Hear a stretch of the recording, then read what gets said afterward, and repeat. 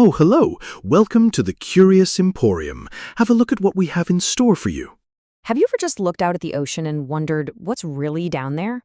Well, in the cold, deep waters of the Pacific Northwest, there's a legend that's been around for centuries. A creature that's part ancient folklore, part modern mystery. We're talking about Cadborosaurus, the Pacific's very own elusive sea serpent. Okay, get this. It's 1943. You're a police inspector. A pretty credible guy, right? And you see something so unbelievable, you just have to report it.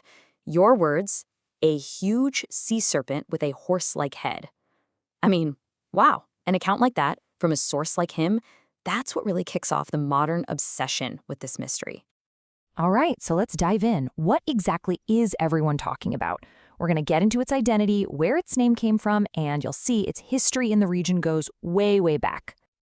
So, its official, kind of scientific-sounding name is Cadborosaurus. That basically just means lizard from Cadboro Bay in British Columbia. But, most people just call it Caddy. Sounds a lot friendlier, doesn't it? But here's the thing. That name only became a big deal in the 1930s. The stories about a creature like this? Oh, they've been around for a lot longer than that.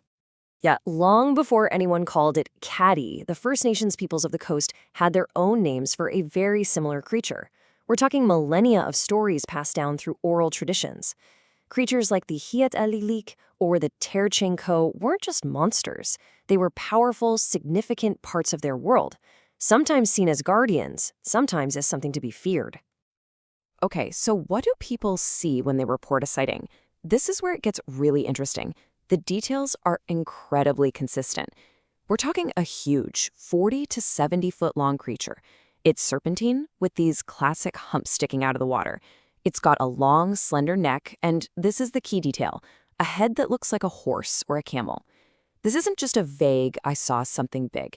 It's a very specific description that keeps popping up, and that's the real heart of the Caddy legend. All right, stories are one thing, right? But the Caddy legend has a lot more going for it than just eyewitness accounts. Now we're going to move on to the trail of evidence. This is where things start to shift from pure folklore to something that feels a lot more like a real investigation. Get this number in your head, 300. Over 300 sightings in just the last 200 years. This isn't a one-off thing or a local blip. It's a persistent, recurring phenomenon. People have been reporting this for generations, all up and down the coast, from Alaska way down to San Francisco Bay. And over that time, there have been these huge moments that just poured gasoline on the fire. You had the 1930s, when a journalist basically made Caddy a media star. Then, in 1937, the bombshell, a supposed carcass is found. Fast forward to the 60s, and someone claims they actually caught a baby Caddy. And as recently as 2009, a fisherman got some really intriguing footage. Each one of these events just added another thick layer to the mystery. But let's pause on that 1937 carcass because, honestly, it's probably the most compelling piece of physical evidence anyone has ever found. Picture this. Whalers in Naden Harbor are processing a sperm whale, and inside its stomach, they find this strange 20-foot-long serpentine body. They took pictures, and for a lot of people, that was it. Game over. This was the proof they'd been waiting for, an actual body. But you know the saying, extraordinary claims require extraordinary evidence. So this brings us to the other side of the coin. Could all of it, the sightings, the photos, even that carcass, just be a huge case of mistaken identity? It's a real debate. I mean, you've got legitimate scientists, guys like Dr. LeBlanc and Dr. Bluesfield, who were so convinced by the evidence that they actually proposed a scientific name for a new species. But the vast majority of scientists, they're looking for explanations that are a little more, shall we say, down to earth. So let's break down some of those skeptical theories. Remember that police inspector from 1943, the horse-like head guy? Well, the rest of his story is that when he got a better look through his binoculars, he realized what he was seeing was a big bull sea lion swimming at the head of a whole line of them. When they swim like that, bobbing up and down, it creates this perfect illusion of one long, humped animal. Okay, so what about all the reports of a long, snake-like body? Well, may I introduce you to the giant oarfish. This thing is 100% real. It's a deep-sea fish that can grow over 50 feet long. It's silvery, it moves in that classic serpentine way. I mean, it's basically a real-life sea serpent. For a lot of these sightings, the oarfish is a perfect fit. All right, but what about the big one, the supposed smoking gun, the Naden Harbor carcass?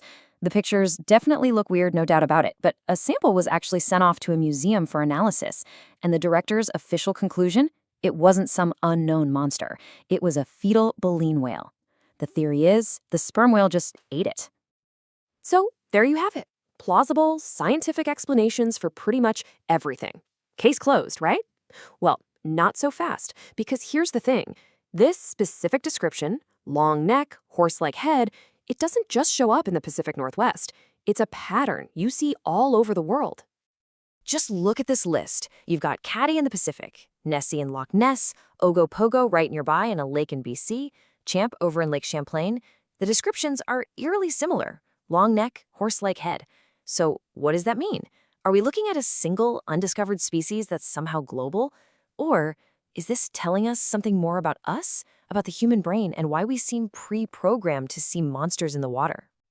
And that really brings us to the final part of this whole thing. Because even with all these logical explanations on the table, the legend of Caddy just won't die. And that's the real question, isn't it? Why? Why are we still so fascinated by this story? I think a big part of the answer is that Caddy has grown into something much more than just a potential monster. It's become a symbol, a cultural icon. It represents that wild, untamed spirit of the Pacific Northwest. You see it in art, at festivals. It's a source of local pride and identity. And at the end of the day, maybe the story of Caddy taps into something really fundamental about us.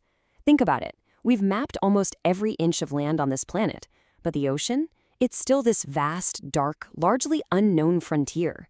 And in a place that mysterious, it feels like anything could be possible. So, I'll just leave you with this question. Does the legend of Caddy stick around because there's a real, flesh-and-blood creature still out there, hiding from us in the deep? Or does it persist because the greatest mystery isn't the monster at all, but the ocean itself?